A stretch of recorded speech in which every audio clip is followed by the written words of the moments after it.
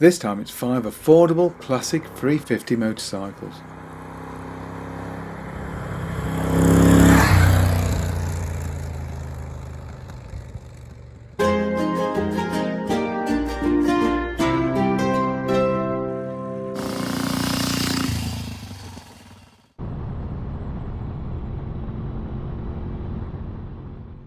In the classic days of motorcycling, the 350cc capacity class was one of the most popular.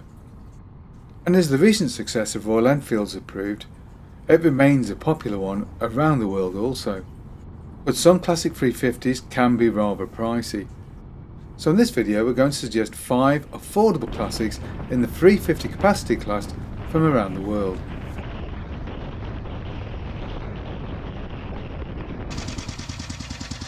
The AJS Model 16 and Matchless G3. Although sometimes overshadowed by bikes such as BSA's B31 or the Velocette Mac, AMC's 350 singles are excellent choices, and the fact that they remained in production for so very long means there are plenty around and the machines are very well developed, and so can provide reliable and sturdy and very enjoyable transport. The machine first arrived in the guise of the Matchless G3 in 1935, and the early engine ran a bore and stroke of 69 by 93, giving 348 cc's, and its top speed of around 75 miles an hour puts it pretty much on the money in comparison to most of its opposition of the period. The machine was introduced alongside its G80 500cc equivalent, and somewhat amazingly both machines would remain available through until the end of AMC production in 1966. In the 30s there was a G2250 and a G90, a sporty variant of 500. But undoubtedly the most famous variant is the G3L military dispatch rider machine of the Second World War, the first AMC machine to feature telescopic forks. Post-war, the G3 would be one of the first AMC machines back on sale, alongside its AJS equivalent, the Model 16. The machine soon adapted to swinging arm rear suspension, featuring AMC's own candlestick rear suspension units. These would be replaced by the jam pot, so called, and then later by proprietary Girling units. But while other companies moved away from its pre-unit singles, AMC would persist, adopting alternator electrics, internal push rods, and even a bore and stroke change before the end.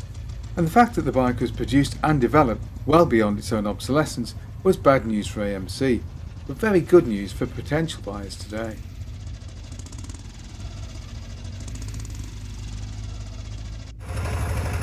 The Honda CB350K. Now, Honda did produce a 4-cylinder 350, rather like this 400 in some markets, but I'm not going to include it here because actually parallel twin is the better engine. Honda's CB350 arrived in 1968 and ran all the way through until 1973, when it was replaced by an enlarged 360 model and a 354.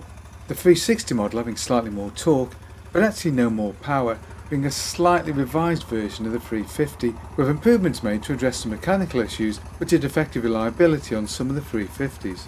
And the engine was fairly typical for Honda, being a single overhead cam, air-cooled parallel twin with a 180 degree crank spacing. The engine ran a bore and stroke of 64 by 50.6, giving a full capacity of around 325.6 degrees. Claimed peak power was 36 horsepower at 10,500 RPM, with a top speed of around 100 miles an hour. There was an electric start and a 5-speed gearbox, with the K5 series running drum brakes. The bike was fairly light and nimble for a 4-stroke, weighing in at 170 kilos or 378 pounds wet weight. Fuel capacity on the US market model was fairly small at just 10 litres or 2.2 imperial gallons, that's 2.64 US gallons. Fortunately for the UK and Europe, the tank was quite a bit bigger. During its production run, the bike was a massive success in the US, where there was a healthy market for 350 beginner bikes, and so successful was it that manufacturers in Japan and Europe would scramble to produce their own 350s, bringing a renaissance in the 350 class.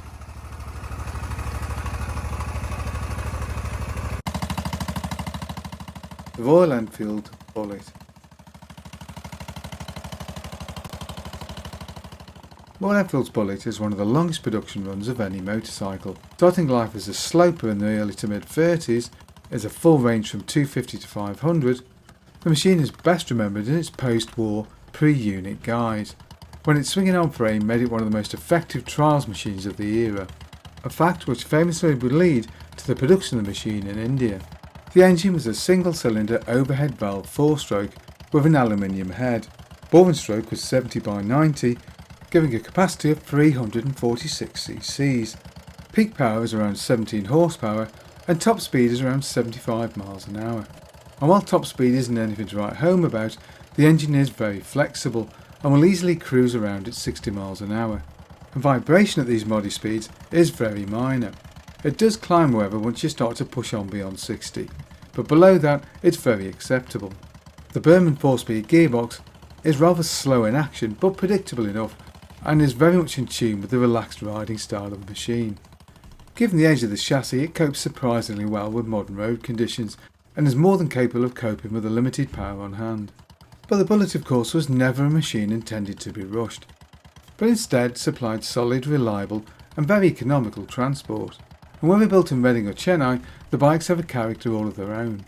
But the great thing about these bikes is because of their continued production in India, they are very plentiful and can be picked up for reasonable money. So it can make a great first bike if you're just dipping your toe in the water of classic motorcycles.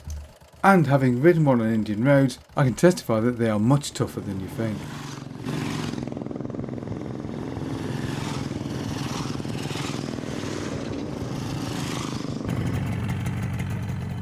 Yamaha's RD350 air-cooled. The market for Japanese 2-stroke 350s is very buoyant at the moment, so trying to get hold of a 350 triple Kawasaki or a later RD350 LC can be both difficult and very expensive. The air-cooled 350 Yamaha, however, is a little bit more reasonable, though still not the most affordable bike in this video by any means. The air-cooled RD350 ran between 1973 and 1974 when it was superseded by a 400cc model, and was an evolution of the earlier R5 model of the 1960s. The engine was an air-cooled parallel twin 2-stroke with a 180-degree crank spacing. There was a bore stroke of 64 by 54, giving a swept capacity of 347 cc's. Being a typical 2-stroke, compression ratio was a fairly modest 6.6 to 1, and the machine breathed through two Mikuni 28mm carburetors. Yamaha would claim a peak power of 39 horsepower at 7,500 rpm for the piston-ported engine, although in all honesty this is likely to be a little bit optimistic given a top speed of 102 miles an hour despite the use of a 6-speed gearbox. Still pretty good for a 350 though. Key features would also include a 12-volt electrical system and automatic oiling, then still not universal even on some Japanese 2-strokes. The machine was light and manageable, with a wet weight of just 155 kilos or 342 pounds. One disappointing feature of the design was its fairly modest fuel consumption at just 32.9 miles per gallon, although the 15.9 litre or 4.2 US gallon fuel tank did mean the bike had a reasonable usable range. 1975 would see the end of 350 production as the new 400 arrived with more torque and a better chassis, although for many the earlier 350 has perhaps the better styling.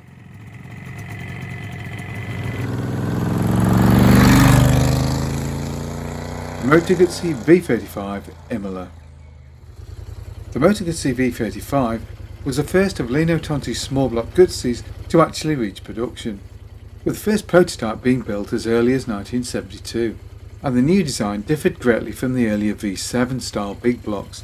There was a horizontally split crankcase and a proper oil filtration system, and overall the machines were designed to be smaller and more compact, and much cheaper to manufacture too.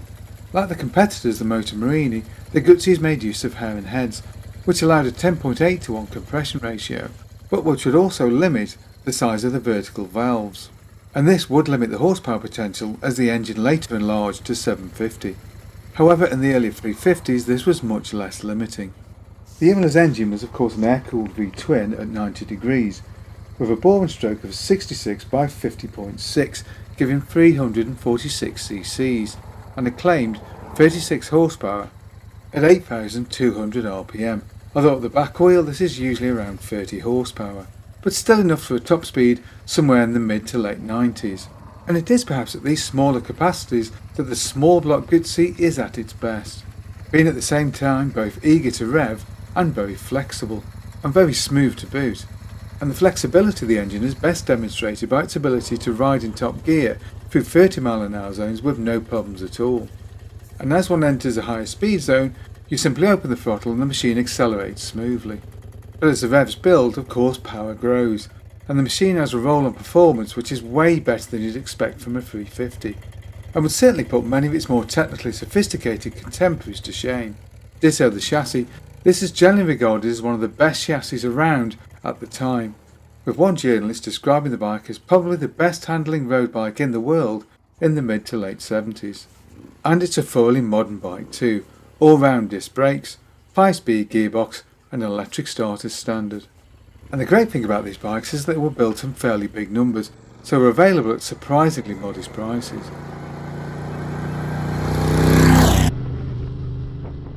What other bikes or collections of bikes would you like to see us cover in a future video? Maybe you got a bike you can use for a test drive? Either way, get in touch below.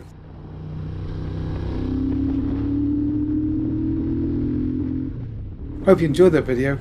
If you did, don't forget to like and subscribe, and of course thank you very much for watching.